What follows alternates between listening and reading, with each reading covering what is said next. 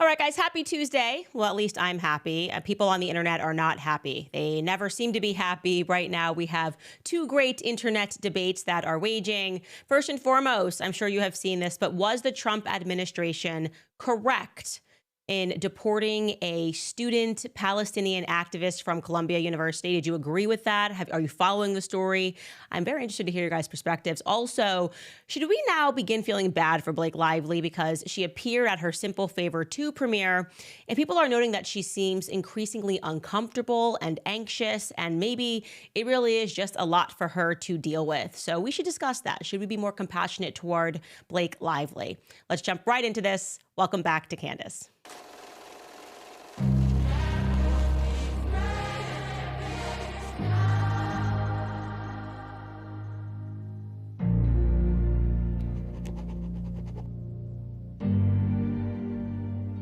I already know that I'm going to upset a lot of people in this podcast. It's this thing that I do. I just try to be ideologically consistent. And sometimes that means that you're defending people on the left. Sometimes it means you're defending people on the right. And the people in the middle are always like, well, why don't we just defend ideas?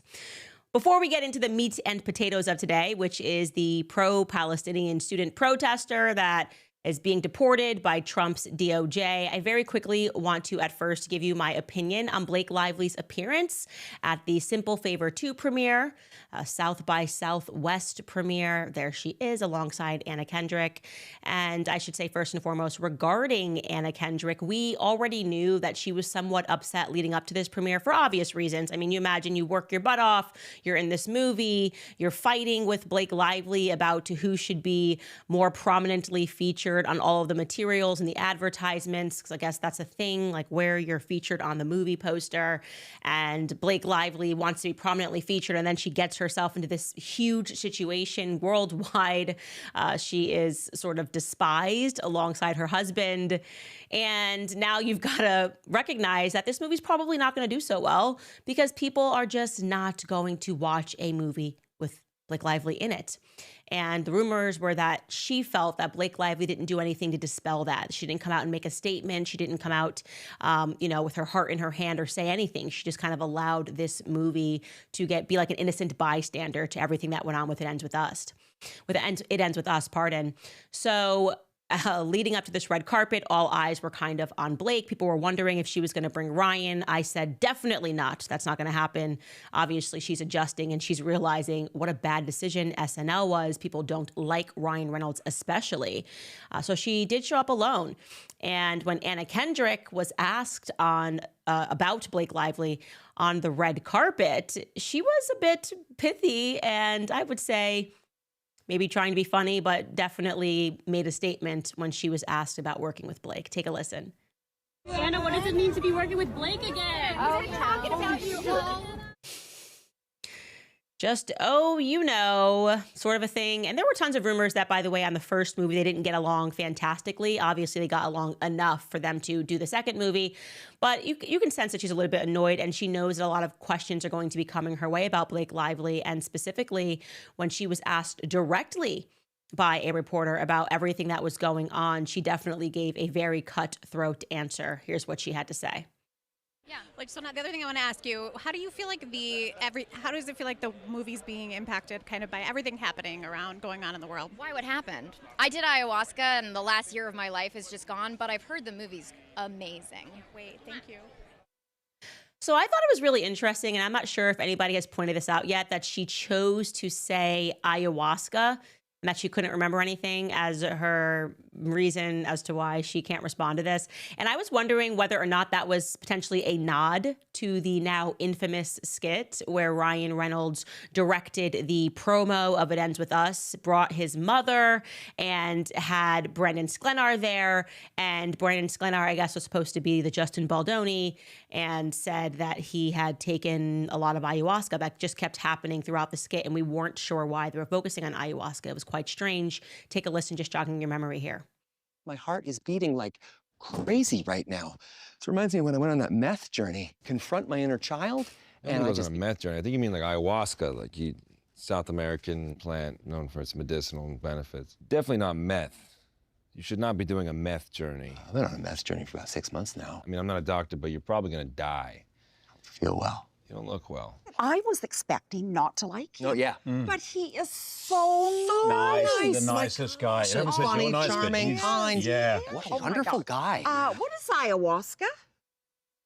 So I was wondering if she said that on purpose. We will obviously never know the answer to that. But what we do know is that there has definitively been a noticeable transition in Blake Lively's public demeanor, right?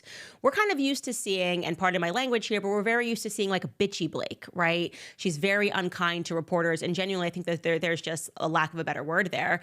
She seems to hate the press junkets over the years. She barely seems to enjoy her fans. She kind of thinks that she's above her fans, thinks she's above the press, and is just always rude, right? But throughout these last two public appearances, since everything has kind of been falling apart for her and Ryan, she does seem, and I will agree, admittedly very uncomfortable. And I said that immediately when she was on the red carpet with Ryan. He didn't, obviously, because he is, I think, just a narcissist to his core. But, you know, they chose to walk the red carpet, and he was kind of pointing at her and wanting the cameras to capture him and her. And then he notoriously, now we know, wrote another line into that script to sort of mock the circumstances of everything that was going on. But when you zoomed in on her face in that moment and you saw Kevin Costner kind of looking down in that SNL moment, she doesn't look comfortable. She doesn't. She looks anxious. She looks like she doesn't really want to be out in public when she knows that the public does not like her. And we saw this similarly at the event for South by Southwest. Some people are noticing that she's rambling when she's speaking on stage to the point of almost incoherency, rambling to deal with her angst, right? And I'll just give you a sample of that. Take a listen.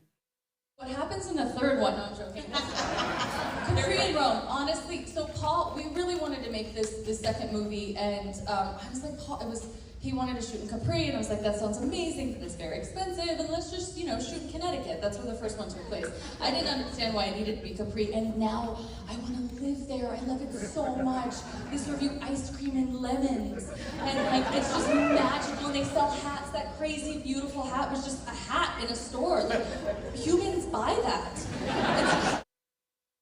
And I'll also add to that, she's definitely rambling and you can sense she's uncomfortable and a lot of hand movements. But I'll also add that even when you see her walking the red carpet, she's suddenly very nice to fans. It's a totally different Blake Lively. And she just seems so grateful for every fan that's coming up to her and asking for a picture and like a hug. We even saw that on the red carpet with SNL. I think it was, I can't think of the woman's last name, Amy. One of my producers will say it in my ear, but when they were speaking and they were hugging and they just sort of looked at each other, and she just seems so much more compassionate now, right? Where you can see that she's had some sort of an internal breakdown. And I noticed that following that ramble session, which was posted on Instagram over and over again, some of the comments in response to it were quite sympathetic to Blake, right? They said that you can really feel her anxiety through the screen. One Instagram user was actually even empathetic to the matter and saying that they similarly ramble when they are on their anxiety meds. And I would not be shocked at all, by the way, if Blake during this moment was taking anxiety meds. I believe truly it is not an act to suggest that Blake Lively is anxious at this moment in time with so much on the line and everything that she feels that she's worked for essentially being wiped out with one case. So the question that people are asking is, should we be the better person? Should we take the Justin Baldoni approach? Should we take a look at this situation, assess the monster that lived inside of her, and show her some compassion, especially because many of us agree that Ryan Reynolds was the leader in this. I believe that. I believe Ryan Reynolds was the leader and is the leader in everything that she does. So should we be compassionate? And the answer is no. My friends, we obviously should not be compassionate. That's not how this works, okay? When you get caught doing something that is purely evil, the task is not on the people who caught you doing that thing to extend forgiveness to you when you have not asked for forgiveness. That is the important part here, okay? Something that I actually learned from my father-in-law, something my husband always says. When people say, do you forgive that person? The question is, have they asked for forgiveness? And Blake Lively has not. She has not said sorry. She has not even said sorry to the court. She has not dropped the lawsuit. She has not made a statement. She has not apologized to anyone for attempting to execute an act of perfect evil. And she would have gotten away with it. Think of Scooby-Doo. I would have gotten away with it if it wasn't for those meddling kids. We are the meddling kids. This was meant to be an act of evil against a harmless person. She sensed his weakness and she went for it. And yes, I too would be anxious and uncomfortable if the world finally saw me for exactly what I was, right? If I had perfectly curated this idea of me caring about various causes and caring about people, and in reality, I get caught in my own text messages as being a very mean girl who will even use A-list power and the threat of dragons to take somebody down who just wanted to bring forth a movie that they were passionate about, a book that they were passionate about, taking a book and turning it into a movie because he wanted to tell a story about domestic violence. Okay, so I just want to remind you guys that whenever and if ever you begin to feel an iota of sadness for Blake Lively, I want you to remember all of the things that she did to Justin Baldoni. I want you to revisit the website that Brian Friedman put up. And I want you to read her text messages and how horrific they were, how quickly her and Ryan decided to use the threat of Taylor Swift to take down Justin Baldoni and make him feel like he was powerless in the world of Hollywood. I want you to remember their agents. Baldoni, Baloney, Ari Emanuel, okay, still bullying him after lawsuits have been filed because they view themselves to be that powerful, okay? We're the giants here, and there's nothing that Justin can do about it. And I will promise you that when you recapture that in your own imagination, recapture how Justin Baldoni and his family must have felt realizing that if it wasn't for us meddling kids, okay, if it wasn't for us meddling kids, he would have effectively been branded as a sexual pervert. That would have been the story of Justin Baldoni. We would have been an actor who did a movie, who then moved to direct a movie, and then it was discovered, thanks to the wonderful feminist that Blake Lively is and her wonderful feminist friends who march in songs to take down Katy Perry. Thanks to her, we recognize that actually he was a sexual pervert who both thought she was ugly, but also couldn't look away from her and irresistibly needed to stare at her, him and Justin Heath, when she was breastfeeding, because they're just so into those sorts of things.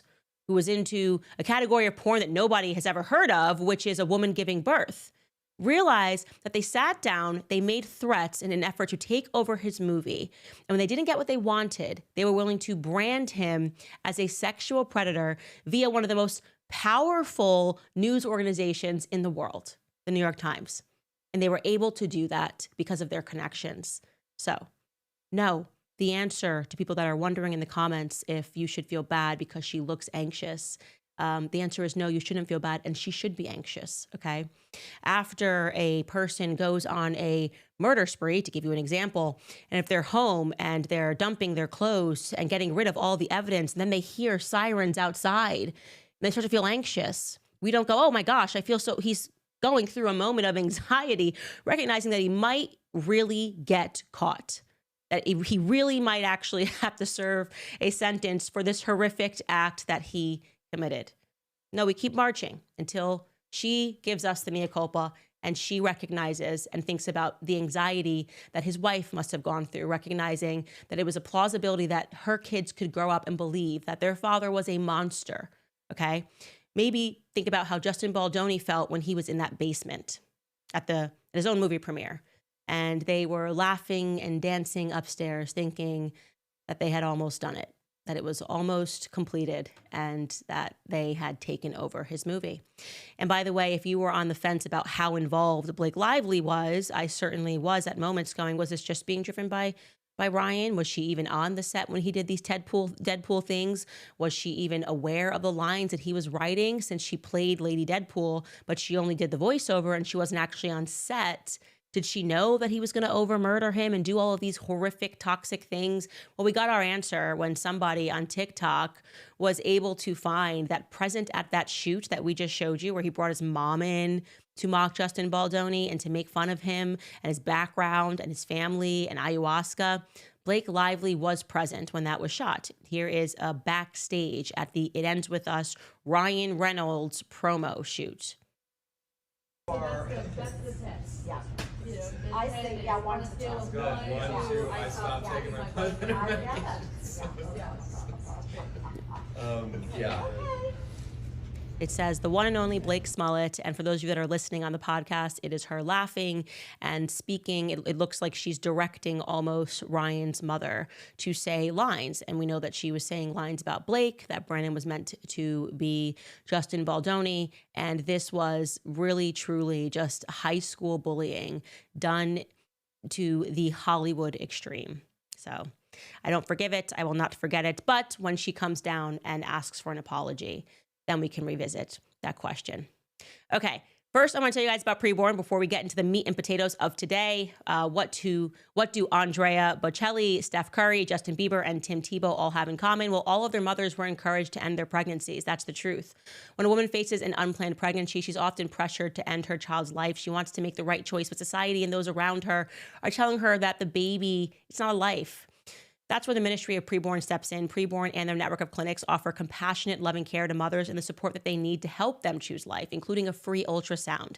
Because once a mother hears her child's heartbeat, she is twice as likely to choose life. If you consider yourself pro-life, it's time to join forces with PreBorn. Together, we can empower women to choose life. Empowering the truth of motherhood transforms families and futures. One ultrasound is just $28, and $140 will help to rescue 5 babies. When you donate monthly, you'll receive stories and pictures of the lives that you helped to save. To donate securely, you just dial pound 250 and say the keyword baby. That's pound 250 baby. Or you can donate securely at preborn.com/Candace. Again, that's preborn.com/Candace. Okay, now it's time for me to get into some trouble. Okay, I'm old, by the way, 35 years old. I'm so old that I remember when conservatives were against the weaponization of the Department of Justice. I remember there was this event called January 6th and the aftermath of it. I remember the media, which is so good at brainwashing us, repeatedly showing videos of people breaking through barriers. And what was happening outside of this media depiction was this sweeping justification for the harassment of Americans who were simply there that day, many of whom never entered the Capitol building. They literally just listened to Trump speak and went home. Why do I know this? Because I had friends from my hometown who only attended President Trump's speech and then they went home. And then the FBI arrived at their door to question them about why on earth they went to the rally at all. Okay, that is the reality of circumstances. And I know people that are now watching my series and seeing me do all of these investigative things, you are starting to re-examine your relationship with the media. It's amazing what can happen in moments of confusion, what you'll allow to happen in moments of confusion when a story is presented to you. The message that they received when the FBI showed up at their door, okay, literally kids that I went to elementary school with, is essentially, they were being threatened for political reasons, and many people allowed that to happen because the media convinced them through the repetition of videos and words like domestic terrorism. It's terrorism. It's a terroristic threat. The overuse of the word terrorism has been used to propagandize people into believing that if they don't acquiesce to whatever the government wants, well, your nation is going to somehow be harmed because these are terroristic threats. Hello, 9/11. Right? Why do we all have to get naked at the airport? Because after an event like 9/11, there was so much confusion. We were told the Middle East, we don't even know how we got into war, but it was like, take your belts and shoes off at the airport or you're all going to die. And we were like, okay, sure. That seems like a fair trade-off. And now we look back and we go, goodness, when we're emotional and we're fired up about stuff or we hear certain trigger words, we allow a lot of over-governance.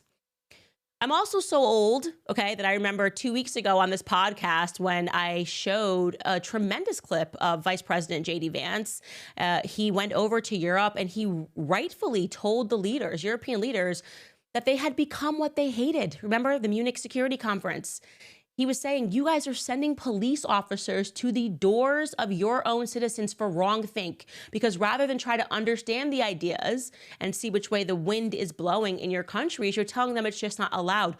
Who are you? How can you purport to be people that defend freedom when actually you're trying to prosecute it? And he was right, and I applauded that. And I'm getting so old, you guys, that I remember BLM protests on campus. Who was there? Who was alive? Am I the only dinosaur here? And some of them grew extremely violent. Not all of them, but some of them definitely grew extremely violent all across cities.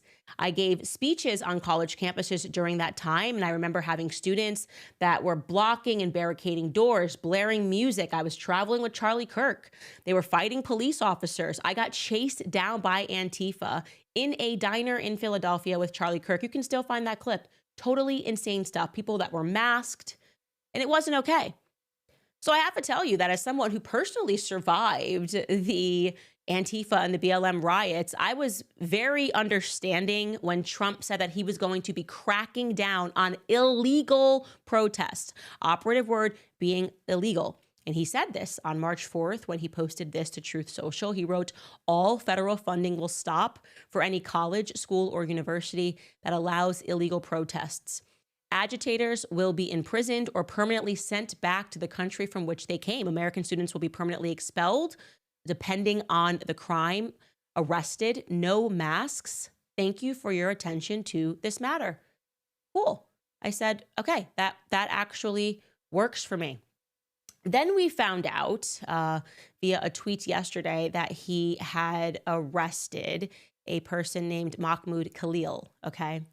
And I'll just read you the Truth Social tweet. I don't know if they call them tweets on Truth Social, but he wrote, "Following my previously signed executive orders, ICE proudly apprehended and detained Mahmoud Khalil, a radical foreign pro-Hamas student on the campus of Columbia University. This is the first arrest of many to come. We know there are more students at Columbia and other universities across the country who have engaged in pro-terrorist, anti-Semitic, anti-American activity, and the Trump administration will not tolerate it. Many are not students. They are paid agitators. We will find, apprehend, and deport these terrorist sympathizers from our country, never to return again. If you support terrorism, including the slaughtering of innocent men, women, and children, your presence is contrary to our national and foreign policy interests, and you are not welcome here.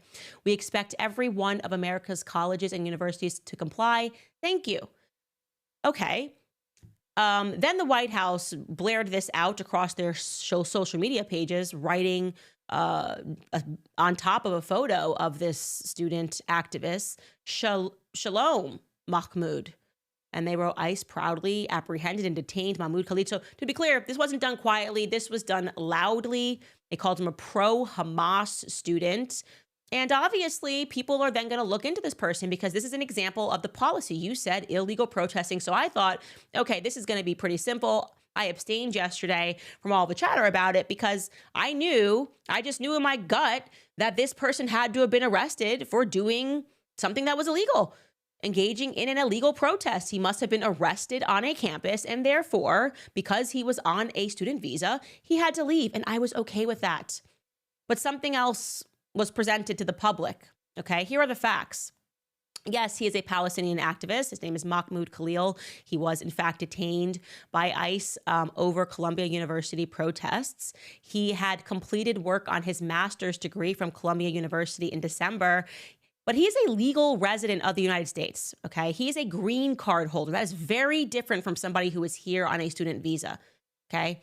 That means you essentially have all of the rights that are afforded to you. You can't vote, but you can have legal green card residency for a very long time.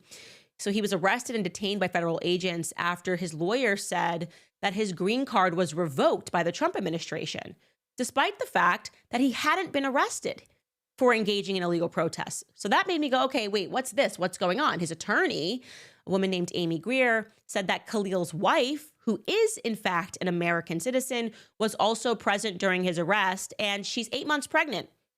She's 8 months pregnant. She finds out her green card holding legal permanent resident husband is about to be kicked out of the country, and he hasn't been arrested yet. So I'm going, there must be something here that we're missing, okay? Clearly, I got to kind of get through all of the fodder on social media because, you're going to get, he was a Hamas supporter. I've been called a Hamas supporter for pointing out that I don't like dead children that are Palestinian. Like, truly, survived my last year, everything that I was called. That's why I don't react when I hear these names. I actually look for the truth. I look for the source. I want to hear what he said, and I want to see what he did. I no longer believe in smears and libels and name calling, ad hominem attacks. Just show me the video of what this individual did, what he said that showed that he was supporting a terrorist group overseas, and you will have me committed to your beliefs. But 24 hours later, we couldn't find this. We could not find this. Nobody was able to present anything other than ad hominem attacks, okay? We looked into it a little bit further. In an interview with CNN last spring, Khalil said that he was born a Palestinian refugee in Syria. Okay, so he is Palestinian. That's why he obviously is going to have some feelings about what's happening to Palestinians, the innocent Palestinians, okay, people who think that innocent children and women being bombed is wrong, are not necessarily Hamas supporters. We're conflating, okay? We are conflating, and we're doing it because it's disingenuous. Then we learned that his family is from Tiberias, an Israeli city that was once known for its mixed Jewish and Arab population. He grew up in Syria. He earned his bachelor's degree in computer science from Lebanese American University. That's at least according to his LinkedIn profile. And then in 2023, he began studying to earn his master's in public administration at Columbia's School of International and Public Affairs. After October 7th, there was a coalition of students that established encampments at Columbia University. They held rallies, they staged teach-ins, but the movement, of course, was also being tainted by people who just hated Jews, which, by the way, on CNN, Khalil himself disavowed. He said, quote, "There is, of course, no place for anti-Semitism. What we are witnessing is anti-Palestinian sentiment that's taking different forms. And anti-Semitism, Islamophobia, racism are some of these forms." He added at that time that he chose not to participate directly in the student encampments because he did not want to risk the university revoking his student visa. So he was conscious of that. Instead, he just gave speeches and was one of the students that was selected to lead the discussions with the university administrators because they began negotiating with the student activists, and he represented them at Columbia University. A coalition called Apartheid Divest that demanded, among other things, that the university divest from its financial ties to Israel until there was a ceasefire in Gaza. Days after he spoke to CNN, the university missed its deadline to reach an agreement on that divestment. And in response, a bunch of students, as well as people that were not affiliated with the school at all, so these were just like protests that were happening everywhere, entered Columbia's Hamilton Hall and they barricaded themselves inside. Now, he was not one of these students. The university, thus far, no one has proclaimed he barricaded himself into this university. The university then requested police assistance. They removed the protesters, and more than 280 people were arrested from Hamilton Hall. Good. You can't barricade yourself inside a school. That's you breaking the law. He just wasn't one of these students. After those demonstrations, the university moved to suspend him, but then they reversed the decision because after reviewing the evidence, they realized they didn't have any evidence to warrant suspending him. So in his view, the suspension was completely random. Now, I can tell you that, and I would say, until we get answers, this is actually something I agree with. A federal judge has moved to block the effort of the Trump administration to deport him. Judge Jesse Furman ordered a hearing on the case to be held on Wednesday morning in New York City. And so I will be following that tomorrow because I don't understand why he was selected to be deported. People are outraged because despite making a giant splash and announcing his arrest, the politicians in the follow-up discussions seem completely unable to answer specific questions about which law he broke. They're just kind of reminding us that, well, green card holders can be revoked at any time. Okay, yeah, sure. But you don't like his speech? You don't like his opinion? Is that what we're getting at?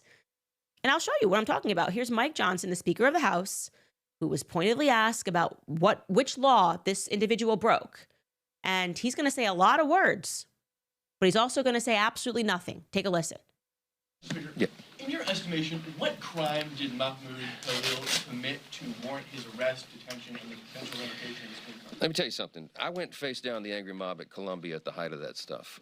When the pro-Palestinian, pro-Hamas protesters were there. I'm telling you, this is my own observation, not something I read in the newspaper. It was dangerous.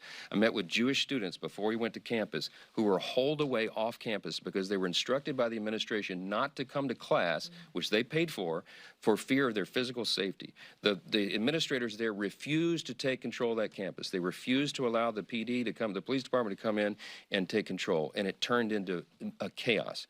The president has since been removed, and now they got the same problem again. Columbia and other universities, they have to keep control of campus. The first responsibility of an administration is ensuring the safety of the students who are paying tuition to be there, for crying out loud. This madness has to stop. We have to get control of it. This guy apparently was a mastermind of those very things, when the gnashing of teeth and the ripping of clothes and the people screaming at me, wanting to rip me limb from limb because I was there talking about moral clarity and how there's a right and a wrong. They were doing that. They disrupted the campus. They were threatening physical violence to their fellow students. If you're on a student visa, I'm going to say this clearly. If you are on a student visa and you're in America and you're an aspiring young terrorist who wants to prey upon your Jewish classmates, you're going home. We're going to arrest your tail, and we're going to send you home where you belong. And this is just getting started. So, look, I appreciate free speech. I used to defend it in courts, but this is far beyond the pale of that. When you are threatening your classmates and spewing anti-Semitism and all this hatred, it's enough. And I think the American people understand that. They're supporting it, and I'm glad we have a president who's strong enough to lay down the law. Thanks a lot. Lot of words to not tell us what exactly Mahmoud Khalil himself did. He was apparently a mastermind. What? Apparently a mastermind? What are you talking about? You're personalizing. I was there. I saw. I don't doubt any of that.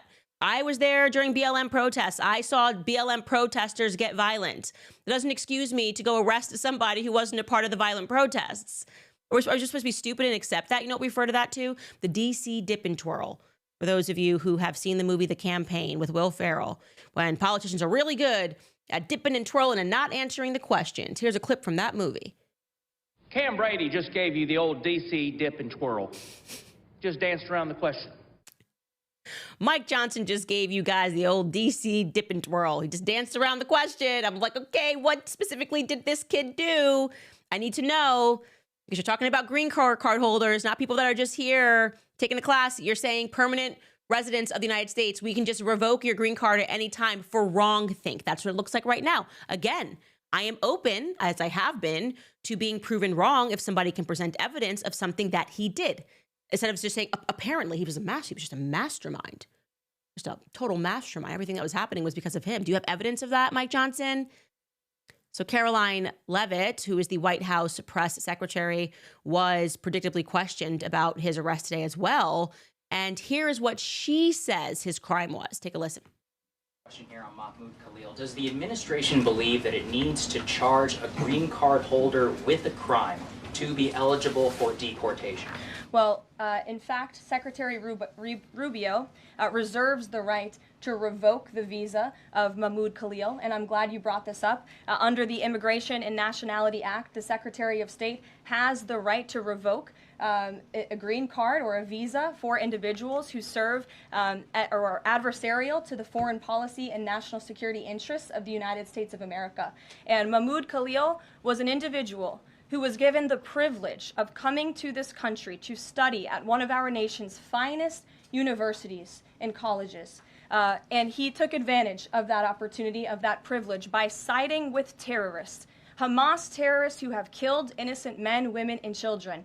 This is an individual who organized group protests that not only disrupted college campus classes and harassed Jewish American students and made them feel unsafe on their own college campus, but also distributed pro-Hamas propaganda, flyers with the logo of Hamas. That is what the behavior and activity that this individual engaged in. And I have those flyers on my desk. They were provided to me by the Department of Homeland Security. I thought about bringing them into this briefing room to share with all of you, but I didn't think it was worth the dignity of this room to bring that pro-Hamas propaganda. But that's what this individual distributed on the campus of Columbia University. And this administration is not going to tolerate individuals having the privilege of studying in our country and then siding with pro-terrorist organizations that have killed Americans. We have a zero tolerance policy for siding with terrorists, period.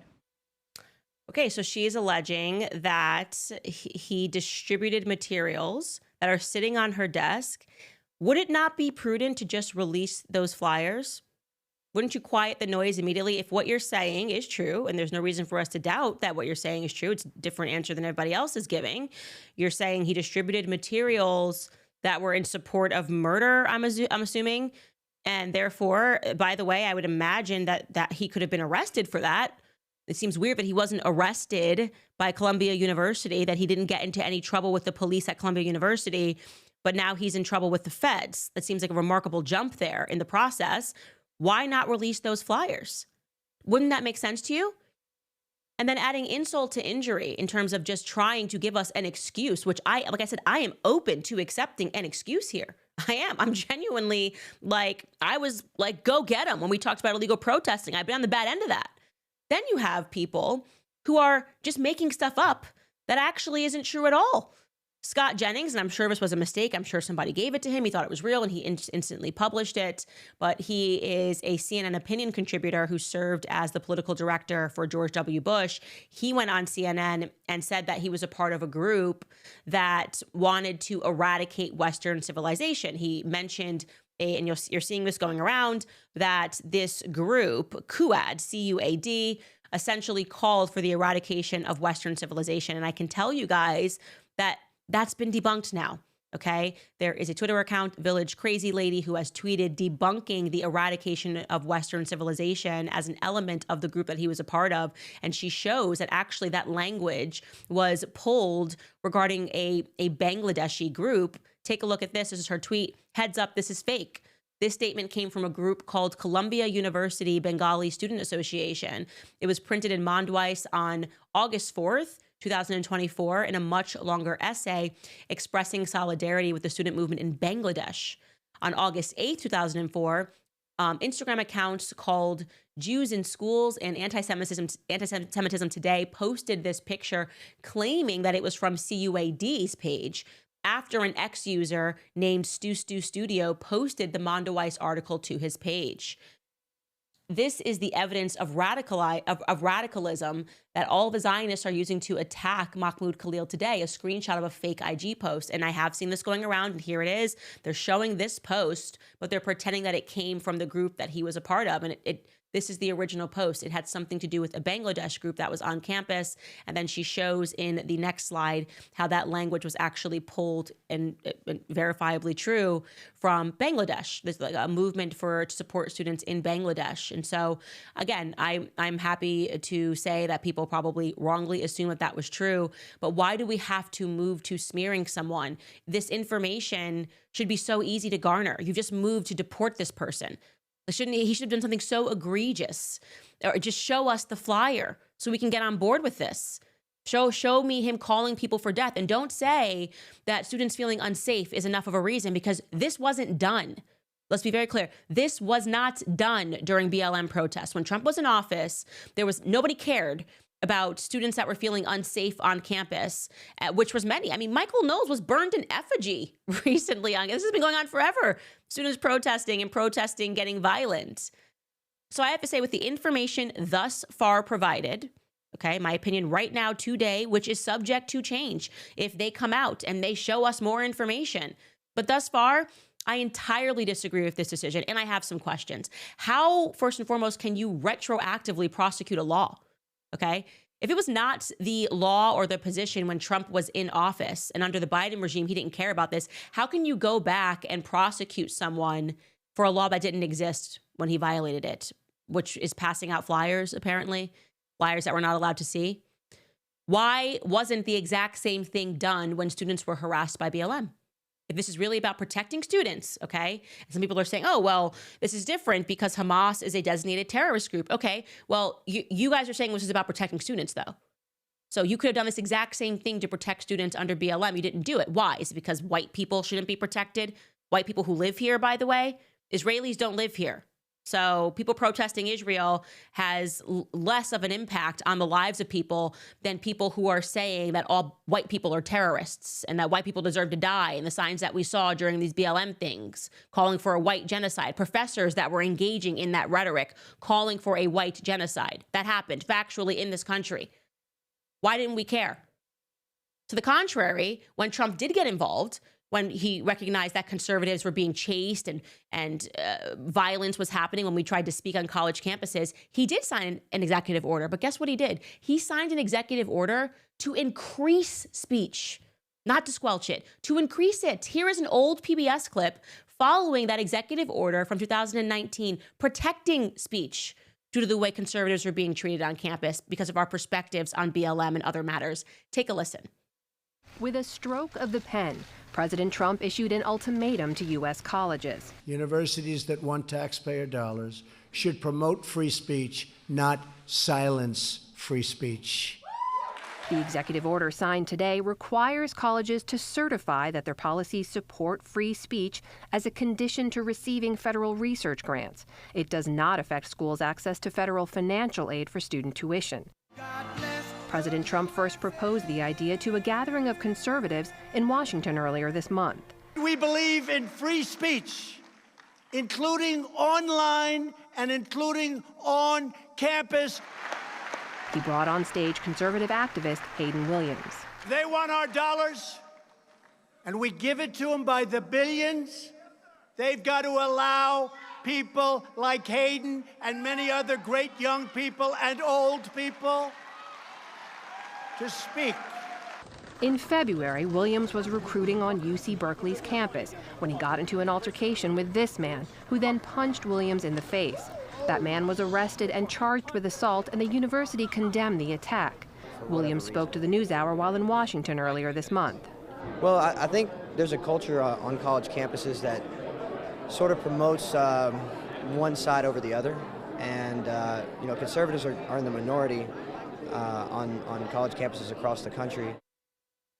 So the question is, why didn't the Trump's Department of Justice move at that moment to begin deporting people who held perspectives that were radically pro-BLM, that were calling for the genocide? I'm just genuinely asking this question for those of us who voted for Trump and support Trump. And here's what I want to say, by the way, to the people who are extraordinarily Zionist, who support Israel and everything that they do, the people who drop the Israeli flag in the chat, thinking that it's going to transform opinion somehow. This is going to backfire. Take it from me. Take this to the bank. This is going to massively backfire. So if your stance in this is, let me defend this action because I have to defend Israel, the exact opposite thing will happen. Do you guys remember this earlier this week when the Gallup poll was released the other day? I can show you this headline. Less than half in the U.S. now sympathetic towards Israelis, okay? And then it says support for the establishment of an independent Palestinian state remains at majority level. And they were reporting this all across that they've never seen such low support for Israel in America ever. And do you want to know why that is? It's not because you can legislate people to support Israel. It's not because you can deport people to support Israel. It's because the opposite thing is more likely to happen, because it looks like politicians are willing to forego American principles when it comes to the topic of Israel. Again, I would feel great about this if you told me that the Department of Justice did this under Trump to protect white Americans at school during BLM riots. And are we supposed to all magically forget, while this is going on, that back in 2020, Bibi Netanyahu was sounding like a gangster, saying that he was going to get speech laws passed in America, and any person that boycotted Israel would themselves suffer. Let's take a listen to Bibi Netanyahu, and this is going to be in Hebrew, but don't worry, I will interpret it for you and then give you some tweets. This is Bibi Netanyahu. מי שיחרים אותנו מוחרם בעצמו. בשנים האחרונות קידמנו בארצות הברית, ויש כבר ברוב המדינות שם, חוקים שמי שמחרים את ישראל נענש בעצמו. אז זה לא יעזור להם. אנחנו לא מתרגשים מזה, ואנחנו נלחמים בזה. He is saying we will punish people who boycott Israel.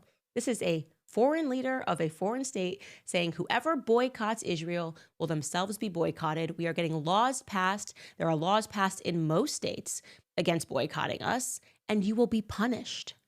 How's that for gangster speech? And to back that up, they tweeted it in perfect English, by the way, on the Israel Twitter account. They wrote, this is 2020, Prime Minister Bibi Netanyahu, whoever boycotts us will be boycotted. The UN Human Rights Council is a biased body that is devoid of influence. Not for nothing, I have already ordered severing ties of it. Guess what, guys? That has now happened here in America. It was also not for nothing that the American administration has taken this step together with us. In recent years, we have promoted laws in most U.S. states which determine that strong action is to be taken against whoever tries to boycott Israel. Fascinating that he can do that he can say that we are supposed to be a party that is America first, and it seems that laws are being dictated according to what this guy wants. And I've been very clear in my stance on him. I think he is a monster. I think he's a gangster, and he's acting like a gangster. And now it seems that politicians are just following his every order. They're just following his order. Doesn't matter why we got rid of it. Bibi Netanyahu wanted us to. You know what we wanted as the American people? We want you guys to focus on the Epstein files and the JFK files that were promised, okay? This isn't where we need you guys to flex your muscle on Mahmoud Khalil, who doesn't have a criminal record here and has a wife that's pregnant for 8 months, like wasn't at the top of my list. I got to be honest. Wasn't even on my list, if I'm being honest. And it's interesting to hear when people recognize that and ask that question of, whoa, what about these Epstein files and JFK files that were promised to be released on day one? Here is how Caroline Levitt answers. A week ago, Attorney General Bondi said a truckload of Epstein files had been delivered to her office from the SDNY. When can we expect those files to be released to the public? I would defer you to the Department of Justice. I don't have a timeline here. Do you have any update on the JFK files? I don't at this moment. Again, I would defer you to our DNI director, Tulsi Gabbard, and also the Department of Justice. I know that they are working on that diligently, as the president requested them to do. All I'm saying, guys, is I don't like it. I don't like the way it feels. I don't like that it seems increasingly that we are abandoning our values. Again, I had these same values when people were taking extraordinary efforts under the Biden regime's DOJ to go after American citizens for practicing their speech and rightfully assembling to support Donald Trump. And this feels like the exact same thing in both regards, calling people terrorists and telling people not to look at the details. And I'm looking at the details. I'm looking for the details, and I'm happy to correct this report if more comes out. But don't put that on us. Don't say, well, how dare you ask for more questions? Okay, you are the ones who waved this flag. You are the ones who put it all on White House and said, look what we did. We're so proud of this. And now people are saying we didn't answer, because we can't just be kicking out legal permanent residents because they've spoken in ways that we disagree with. If he called for death, murder, the slaughter of children, I'm willing to partner with you.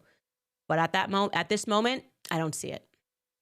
All right, you guys, before I get into some of your comments to see what you guys are thinking, maybe, Skylar, we should put up a poll while I am getting through these ads, a poll of whether or not the Department of Justice was justified against Khalil. If you want to get that poll going on YouTube, I will read the results by the time I get through these ads and get through your questions.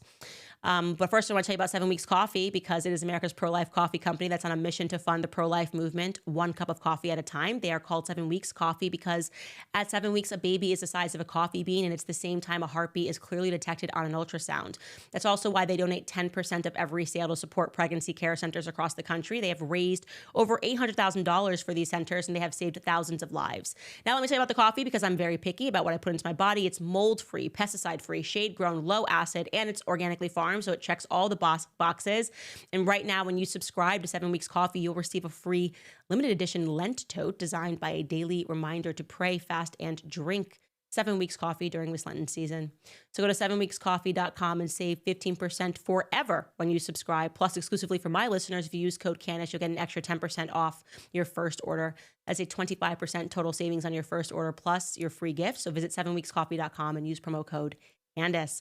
Also, I don't know your exact situation, but if you're like thousands of homeowners American Financing talks to every month, and you are perhaps struggling to keep up, barely making ends meet, drowning in high interest debt, and it is, of course, not your fault, life just got more expensive. Inflation hit a lot of people very hard.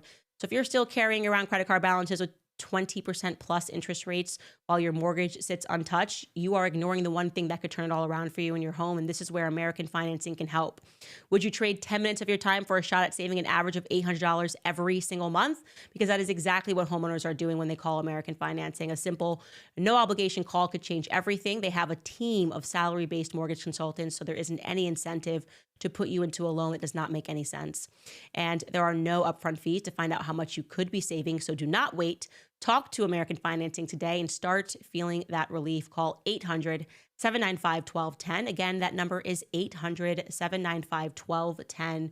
Or you can visit AmericanFinancing.net/Owens. Again, that's AmericanFinancing.net/Owens.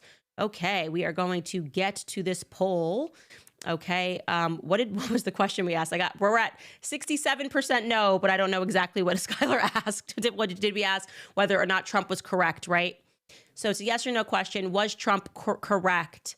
Was the Trump administration correct to move on Mahmoud Khalil? Right now, we are at 66% no, 34% yes. So, and that is out of just 2,300 votes. We're going to still allow that to climb. By the way, guys, I'm really proud of this. A year ago, in March, I was fired and it was a huge headline all across the world. And my family went through a lot, and it just felt really good to know that fast forward a year, and this was the Wall Street Journal today doing an article called Beyond the Manosphere, a new wave of popular political podcasts ascends. And buried in this article, actually not buried, it's actually prominently featured in this article, is the fact that we have the #3 podcast in America. It speaks about how basically people are turning to independent media. It mentions me as a running political show. Oh no, that's actually Candace Owens' show, but I'll go to the next page where it talks about me. It says, Owens, a former political talk show host at the Daily Wire, launched Candace in June as part of her own independent media company. She said the format allows her to take more risks without corporate checks and balances. Downloads and views of Candace across platforms were nearly 40 million over the past month, according to Podscribe, notching her at #3 behind Midas Touch and Rogan. So it speaks about these investigative series that we've been doing and how people are appreciating it. So I wanted to share that with you because that feels like it's a win for us. And for those of you that listen to the show every day, I'm so grateful to you. I know I tell you that way too much, but I'm just going to keep saying it until you're sick of me saying how grateful I am. But it is amazing to know that this is 1 year later. And it's also a reminder to anyone listening to this podcast and you're going through like a moment in life and you're going through like a why moment, like why. You almost are like, why would God allow this to happen to me? Why would God allow this injustice to happen to me? And a bunch of people are betting against you, like to remember that sometimes things, when you move through a season, you just don't see the bigger picture, and to just trust it, trust the process, trust that maybe it's God just getting you out of a situation and preparing you for something bigger. And I know that someone out there needed to hear that today. Maybe someone who literally got fired today needed to hear that. And so just keep on keeping on and pray and be grateful, even if you can't see the big picture.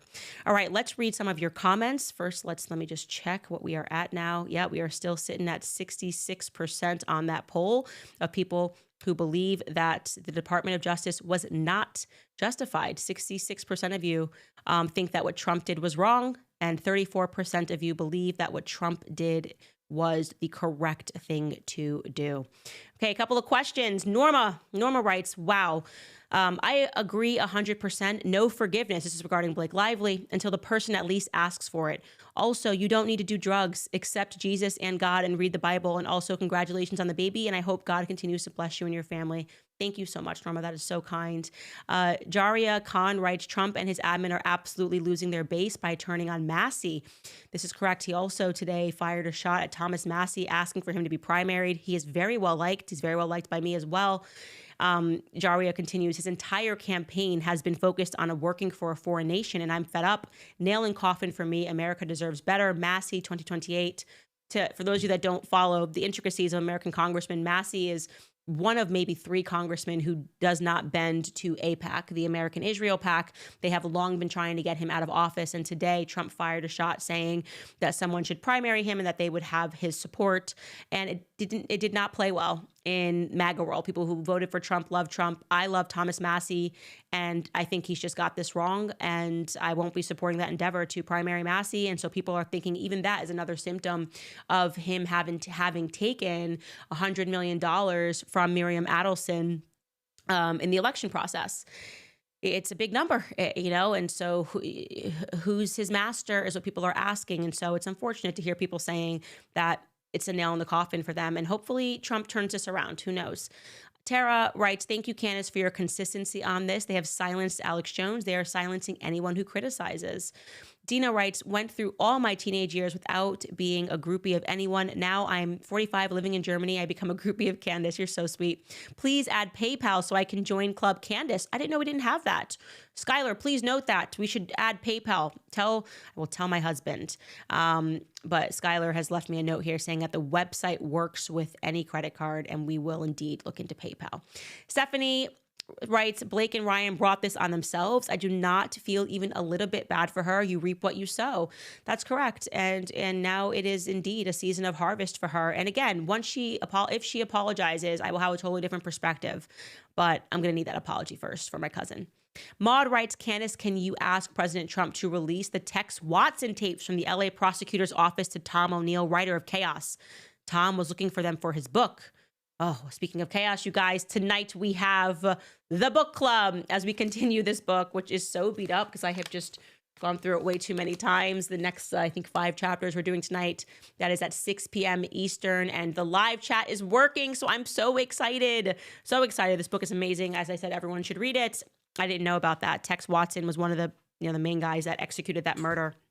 So, yeah, allegedly, I say now, having read that book, who knows what the heck went down that night. But I gotta say, regarding asking Trump to release the Tex Watson tapes, I just need those Epstein files and JFK files first, please. And JFK is mentioned in this book. There's still a connection. The 60s was a wild time. The CIA was just doing whatever. Lastly, Abigail Bower writes, Democrat here who found you recently and now questioned a lot of my own social engineering and views. Please have Ian Carroll on. You two would be great. That's a great idea. I'm going to reach out to Ian Carroll and get him on, because I feel like that was just kind of providence that he was on Joe Rogan. I was on Theo Vaughn. We both had similar discussions, and yeah, he's from the left, I'm from the right, but I love the work that he's doing, because the work that he is doing, and I hope the work that you guys see that I'm doing, is just to challenge people to think outside of the box. Stop thinking of yourself as a Republican or a Democrat or left versus right, but just try to be ideologically consistent, see what your values are, and don't believe the mainstream media. If anything, that is something that I am saying. It is amazing how much they can make you hate somebody and make you believe in a version of events and make you acquiesce to your freedoms being squeezed. And it's just going to take critical thinkers to kind of be able to break that mold. All right, guys, again, we have book club tonight at 6 p.m. Eastern. Also, there will be a new Shot in the Dark tomorrow that is released. This time it will be on the flu shot. So if you are subscribed to that, great. If not, all you have to do to join all of these things is head to CandaceOwens.com. And we will see you guys there, and we'll see you guys tomorrow.